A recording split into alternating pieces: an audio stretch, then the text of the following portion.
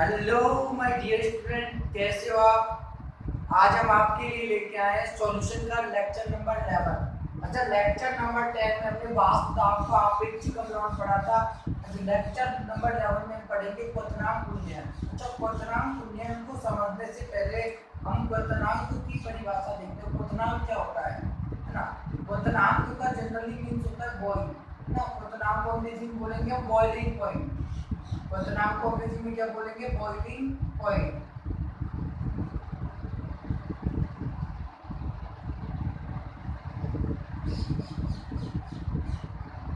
अच्छा देखो, boiling point क्या होता है, ध्यान दीजिएगा। जनरली हम कह सकते हैं वह ताप जिस पर कोई द्रव उबलता है ना। वह ताप जिस पर कोई द्रव उबलता है वह उस द्रव का क्या कहलाएगा? क्वथनांक, है ना। लेकिन जो प्रॉपर जो डेफिनेशन है वो क्या होती है, ध्यान दीजिएगा। वह ताप, समझिएगा, मैं समझाऊंगा इसको, पहले एक बार लिख देता हूँ। वह ताप जिस पर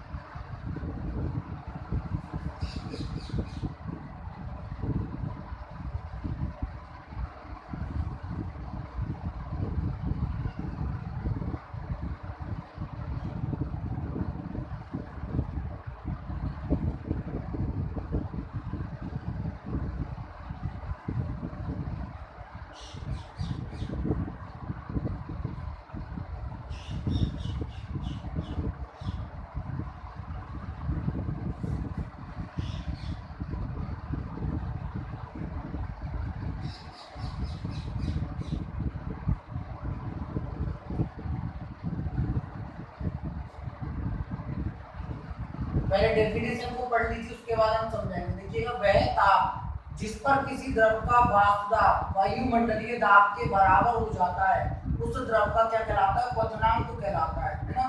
ओके, अब ये तो हुई डेफिनेशन, है ना। अब हम क्या पढ़ रहे हैं? क्वथनांक उन्नयन, है ना। जब हम किसी विलायक में, ध्यान दीजिएगा, जब हम किसी विलायक में अवाष्पशील विलेय ऐड करते हैं, जब हम किसी विलायक में क्या ऐड करते हैं? अवाष्पशील विलेय, तो विलयन का वाष्प दाब क्या हो जाता है? विलयन का वाष्प दाब कम हो जाता है।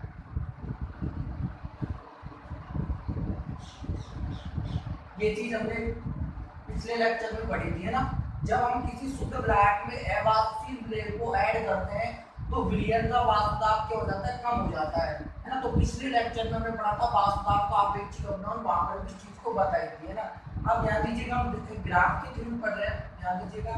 हम ग्राफ, यहाँ पर एक ग्राफ बना रहे हैं। यहाँ पर तो मैं लिख देता हूँ वाष्प दाब, यहाँ पर तो मैं क्या लिख देता हूँ? वाष्प दाब। ओके, और इधर लिख देता हूँ मैं टेम्परेचर, यानी कि तापमान। इधर लिख देता हूँ मैं टेम्परेचर। ओके, और ये हो गया आपका वेपर प्रेशर, है ना। तो मान लीजिए कि हम जानते हैं कि जो विलयन का जो वाष्प दाब होता है वो शुद्ध विलायक के वाष्प दाब से क्या होता है? कम होता है ना। तो ये विलयन, यहाँ पर ये वाली जो लाइन आपको दिखाई देती है, मान लेते हैं कि ये वाली जो लाइन है ना, ये यहाँ पर मैं एक लाइन खींच रहा हूँ। यहाँ पर ये जो वाली लाइन है, ये किसकी है? एक वायुमंडलीय दाब की है। ये वाली लाइन किसकी है? एक वायुमंडलीय दाब की लाइन है। ओके, ध्यान रखना, ये वाली जो लाइन है ये किसकी है? एक वायुमंडलीय दाब की, है ना। तो ध्यान दीजिएगा, हम जानते हैं कि वाष्प दाब किसका कम होगा? विलयन का वाष्प दाब कम होगा, तो ब्लैक का वाष्प दाब कम होगा। तो हम जानते हैं कि विलयन का जो वाष्प दाब होता है, विलयन का जो वाष्प दाब होता है वो क्या होता है? कम होता है। किससे कम होता है? किससे कम होता है? शुद्ध विलायक से, है ना। तो ध्यान दीजिएगा, हम जानते हैं कि जैसे जैसे हम टेम्परेचर को बढ़ाते हैं, जैसे जैसे हम टेम्परेचर को बढ़ाते हैं वैसे वैसे वाष्प दाब में क्या होती है? वृद्धि होती है। तो ये जो ग्राफ है ये किसका? विलयन का ग्राफ है। ये जो ग्राफ है ये किसका? विलयन का। ओके, है ना। तो मैं यहाँ पर लिख देता हूँ कि ये वाला जो ग्राफ है ये किसका? विलयन का ग्राफ है। चाहे मैं ऊपर लिख देता हूँ, और ध्यान दीजिएगा, यहाँ पर हमने विलायक का जो वाष्प दाब है, विलायक का जो वाष्प दाब है वो विलयन के वाष्प दाब से क्या होता है? अधिक होता है। तो ध्यान दीजिएगा, ये वाला जो ग्राफ है ये किसका ग्राफ है? विलायक का, शुद्ध विलायक का ग्राफ है ना। ये वाला जो ग्राफ किसका? शुद्ध विलायक का। तो ध्यान दीजिएगा, जहाँ पर ये लाइन 1 एटीएम की लाइन को, मतलब 1 एटीएम वाली लाइन को क्रॉस करेगी, जहाँ पर ये वाली जो लाइन है वो वो 1 एटीएम की लाइन को क्रॉस करेगी, वो इसका क्या कहलाएगा, वो इसको इसका क्या कहलाएगा, क्वथनांक, है ना। तो विलायक ये क्या कहलाएगा, इसको बोलेंगे टीवी नॉट। टीवी नॉट क्या, शुद्ध विलायक का क्वथनांक। अब डेफिनेशन को समझिएगा, वह ताप जिस पर किसी द्रव का वाष्प दाब, जिस पर किसी द्रव का वाष्प दाब वायुमंडलीय दाब के बराबर हो जाता है, उस द्रव का क्या कहलाता है, क्वथनांक। देखो ये जो वाली लाइन है ना, ये वाली लाइन किसकी है, विलायक की। तो जैसे जैसे हम टेम्परेचर को बढ़ाएंगे, जैसे जैसे हम टेम्परेचर को बढ़ाएंगे, विलायक का वाष्प दाब बढ़ेगा, है ना। जैसे जैसे टेम्परेचर को बढ़ाएंगे, विलायक का वाष्प दाब बढ़ेगा। और यहाँ पर देखिएगा, यहाँ पर जो विलायक का जो वाष्प दाब है वो वायुमंडलीय दाब के क्या हो गया, बराबर। तो ये क्या कहलाएगा, विलायक का क्वथनांक, है ना। ये क्या कहलाएगा, विलायक का क्वथनांक। और हम जानते हैं विलयन का जो वाष्प दाब होता है वो विलायक के वाष्प दाब से क्या होता है, कम होता है। तो विलयन वाली जो लाइन है वो नीचे है। तो देखो विलयन का वाष्प दाब विलायक के वाष्प दाब की तुलना में क्या होता है, कम होता है। तो इसके वाष्प दाब को, विलयन के वाष्प दाब को 1 एटीएम के बराबर लाने के लिए हमें अधिक टेम्परेचर की आवश्यकता होगी। तो देखो विलयन वाली लाइन 1 एटीएम की लाइन को कहां पर क्रॉस कर रही है, एक वायुमंडलीय दाब की लाइन को कहां पर क्रॉस कर रही है, यहाँ पर क्रॉस कर रही है। तो इसको हम क्या बोल देंगे, इसको हम बोलेंगे टीवी। टीवी क्या है, विलयन का, टीवी जो है वो क्या है, विलयन का क्वथनांक, है ना। और टीवी नोट क्या है, शुद्ध विलायक का क्वथनांक। इस लाइन को बोल देते हैं AB और इस लाइन को बोल देते हैं CD। वेरी वेरी इंपॉर्टेंट, ध्यान दीजिएगा, है ना। और इस डिफरेंस को, इस अंतर को हम क्या बोलेंगे, ये जो अंतर है इसको हम बोलेंगे डेल्टा टीवी, है ना। इस डिफरेंस को हम क्या बोलेंगे, डेल्टा टीवी। ओके, है ना। आप ध्यान दीजिएगा, जैसे देखो ये विलायक वाला ग्राफ, इसको समझिएगा एक बार फिर से समझ लीजिएगा विलायक वाले ग्राफ को। जैसे जैसे हम टेम्परेचर को क्या करेंगे, बढ़ाएंगे, तो टेम्परेचर को बढ़ाएंगे तो वाष्प दाब बढ़ेगा, है ना। तो देखो यहाँ पर जो विलायक जो है वो 1 एटीएम यानी कि 1 वायुमंडलीय दाब वाली लाइन को क्रॉस कर रहा है। तो ये इसका क्या कहलाएगा, ये विलायक का क्या कहलाएगा, क्वथनांक, है ना। अच्छा, इस टेम्परेचर पर, मतलब इसी टेम्परेचर पर हम विलयन का वाष्प दाब देखते हैं, है ना। इसी टेम्परेचर पर हम विलयन का, ये विलयन वाली लाइन है ना। तो इसी टेम्परेचर पर यदि हम विलयन का वाष्प दाब देखेंगे तो यहाँ पर आएगा, है ना। और इस डिफरेंस को हम क्या बोल देंगे, इस डिफरेंस को हम बोलेंगे डेल्टा पी। इस डिफरेंस को हम क्या बोलेंगे, डेल्टा पी। ओके, तो एक बार क्वथनांक की डेफिनेशन को समझिएगा, वह ताप जिस पर किसी द्रव का वाष्प दाब वायुमंडलीय दाब के बराबर हो जाता है, उस द्रव का क्या कहलाता है, क्वथनांक।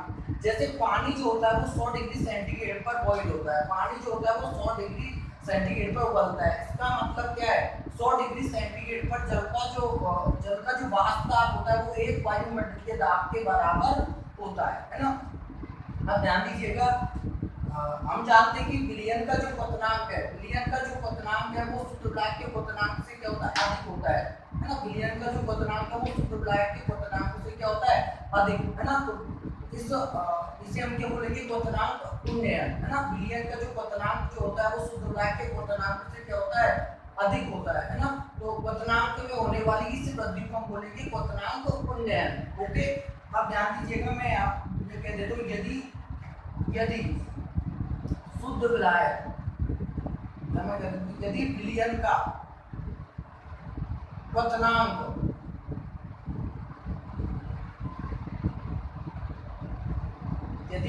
का क्वथनांक टीबी है, टीबी हो, तथा शुद्ध विलायक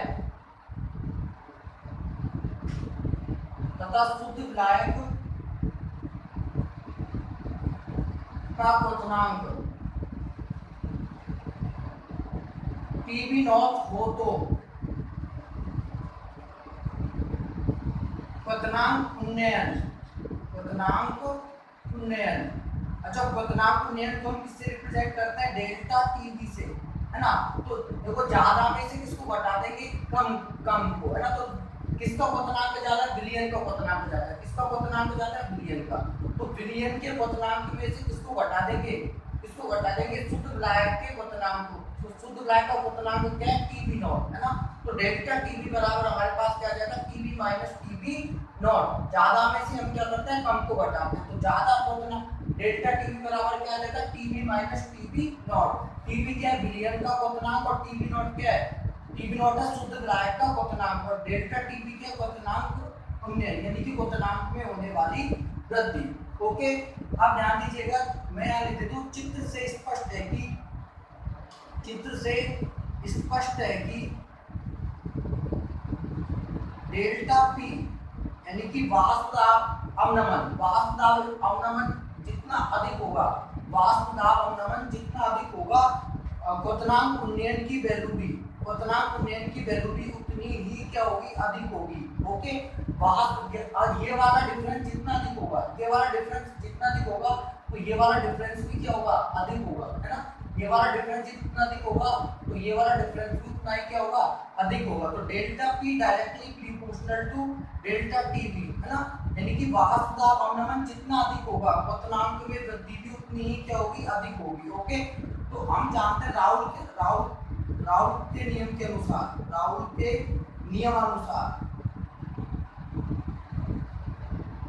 डेल्टा पी यानी कि जो वाष्प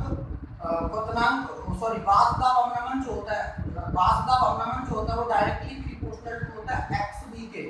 वाष्प दाब अवनमन जो होता है ये डायरेक्टली प्रोपोर्शनल टू होता है विलेय की मोल भिन्न के। डेल्टा पी बराबर क्या, Pa0 माइनस पी, ये वाष्प दाब अवनमन है। Pa0 माइनस पी को हम क्या कह सकते हैं, डेल्टा पी। तो राउल के नियम अनुसार डेल्टा पी जो होता है ये डायरेक्टली प्रोपोर्शनल टू होता है विलेय की मोल भिन्न के, है ना। तो हम यहाँ पर देखो क्या कह सकते हैं, हम डेल्टा टीवी, यहाँ पर हम क्या इन दोनों की यदि तुलना करें हम, तो इससे हम निष्कर्ष निकाल सकते हैं delta TV directly proportional to XV, है ना। तो मैं यहाँ पर अगर प्रीपोर्शनल टू समानुपाती यदि साइन हटा दूंगा तो यहाँ पर क्या आ जाएगा, स्थिरांक, है ना। तो डेल्टा टीवी बराबर के एक्सवी, है ना, के एक्सवी। ओके, अब मैं बोर्ड को थोड़ा सा मिटा देता हूँ, है ना।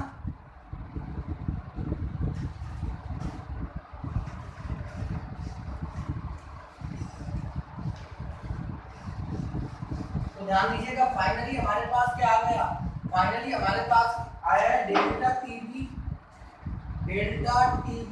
बराबर के एक्सवी, एक्सवी हम जानते हैं क्या, विलेय की मोल भिन्न। तो एक्सवी बराबर क्या होगा, NB upon Na plus NB, है ना। तो देखो हमने वाष्प दाब का आपेक्षिक अवनमन पढ़ा था, वहां पर भी देखा था तनु विलयनों के लिए, यानी कि विलयन आपका क्या है, तनु विलयनों के लिए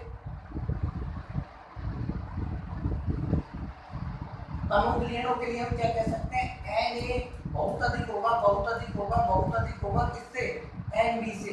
अतः हम क्या कह सकते हैं, Na प्लस Nb ये किसके बराबर हो जाएंगे, Na के बराबर हो जाएंगे, क्योंकि यहाँ पर Nb की जो वैल्यू है, यानी कि आपका जो विलयन है उसमें विलेय के मोल जो है, विलेय के मोल बहुत कम मात्रा में है। विलयन कैसा है आपका, तनु है, डाइल्यूट सॉल्यूशन है। तो डाइल्यूट सॉल्यूशन में विलेय के जो मोल्स होते हैं वो बहुत कम होते हैं। तो Na प्लस Nb को हम किसके बराबर मान सकते हैं, Na के बराबर मान सकते हैं। तो Xb बराबर मेरे पास क्या आ जाएगा, Nb, और Na प्लस Nb की जगह पर मैं क्या रखूंगा, केवल Na रखूंगा, क्या रखूंगा, Na। ओके, अब ध्यान दीजिएगा, हम जानते हैं Na बराबर क्या होता है, Na मतलब विलायक के मोल को हम कैसे निकालेंगे, विलायक का द्रव्यमान बटा विलायक का मोलर द्रव्यमान कह दो या अनुभार कह दो, है ना। इसी प्रकार हम Nb की वैल्यू कैसे निकालेंगे, Wb अपॉन Mb।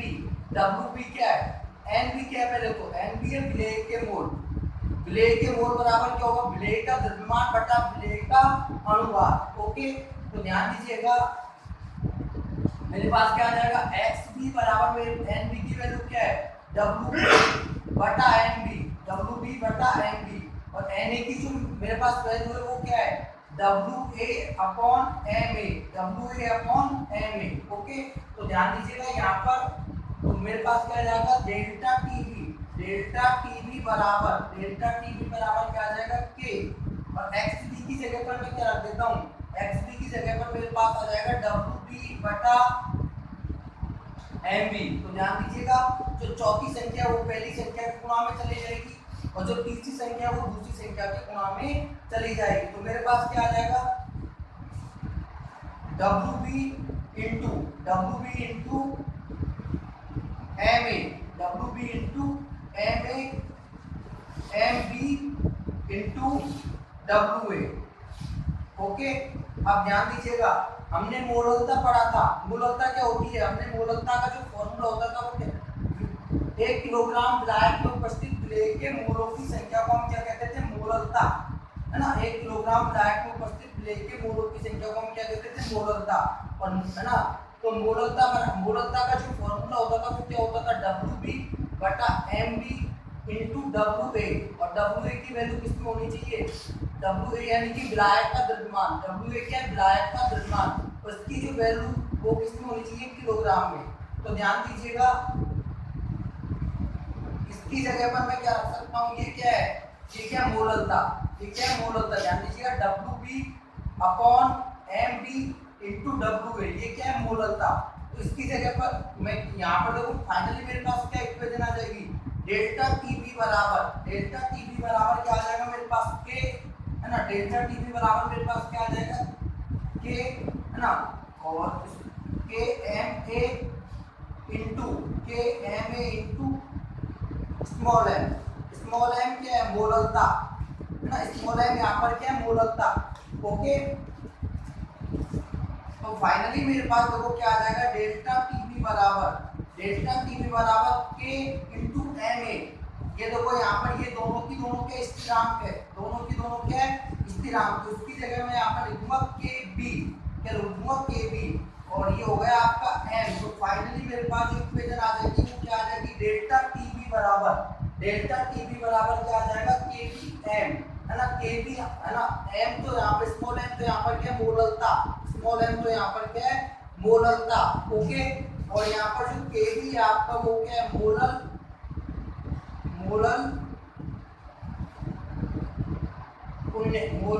क्वथनांक उन्नयन स्थिरांक,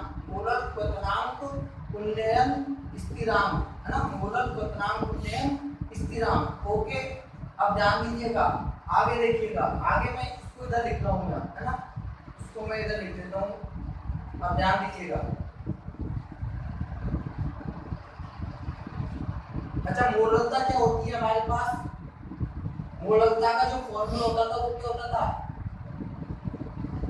चलो पहले आप इसको बता लीजिए, मैं पूरे को रफ ही कर देता हूँ। रफ करने के बाद आगे बताएंगे।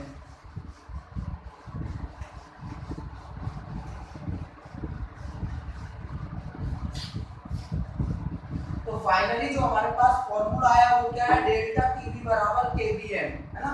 ओके, तो मैं यहाँ पर लिख देता हूँ क्वथनांक उन्नयन एवं विलेय के अनुभार में संबंध, या फिर मैं कह सकता हूँ विलेय के मोलर द्रव्यमान में संबंध। क्वथनांक उन्नयन एवं विलेय के मोलर द्रव्यमान में संबंध।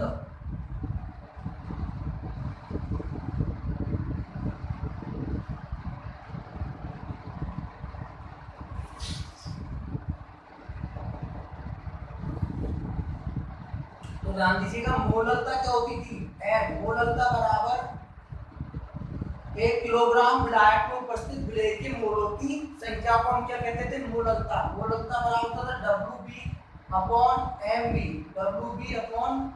B into W A. अच्छा, डब्ल्यू ए की वैल्यू थी ग्राम में दी हुई है, तो ऊपर किससे मल्टीप्लाई करते थे? 1000 से। ध्यान दीजिएगा, है ना। तो हमारे पास जो फाइनली इक्वेशन जो आई थी वो क्या आई थी? डेल्टा टीबी बराबर केबीएम। मैं यहाँ पर लिख देता हूँ डेल्टा टीबी बराबर केबीएम, है ना। केबीएम में मैं किसकी वैल्यू रख देता हूँ?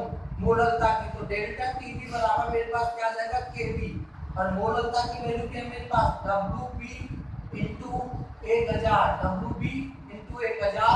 M B into W A. अच्छा, डब्ल्यू ए की वैल्यू किसमें होनी चाहिए? ग्राम में, है ना। तो ये मेरे पास बहुत ही इंपॉर्टेंट इक्वेशन है ना। अच्छा, विलेय के अनुपात, यदि विलेय का मेरे को मोलर द्रव्यमान निकालना है, तो विलेय का मोलर द्रव्यमान निकालना है तो मैं इस फॉर्मूले को किस प्रकार से लिख सकता हूँ? इसको मैं इधर ले जाता हूँ डेल्टा टीबी को। तो मेरे पास क्या आ जाएगा? एम बी बराबर K B W B upon delta TB, है ना। ये मेरे पास फाइनली फॉर्मूला आ जाएगा। ओके, एम बी बराबर K B W B into 1000 बटा डेल्टा टीबी इंटू डब्ल्यू ए। ओके, बहुत ही इंपॉर्टेंट फॉर्मूला है।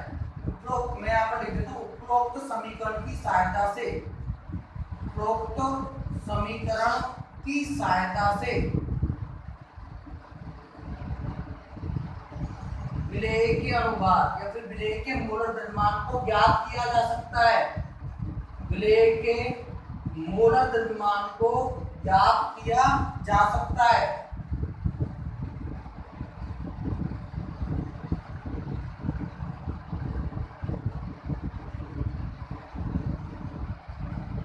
देखो इस फॉर्मूले को डायरेक्टली मैं याद करने की आपको ट्रिक बता देता हूँ। मोलकता तो आपको याद होगी, तो हम जानते हैं, आप तो ये याद रखना डेल्टा टीपी डायरेक्टली प्रोपोर्शनल होता है मोलकता के, यानी कि क्वथनांक पुण्य जो होता है ये डायरेक्टली प्रोपोर्शनल होता है मोलकता के।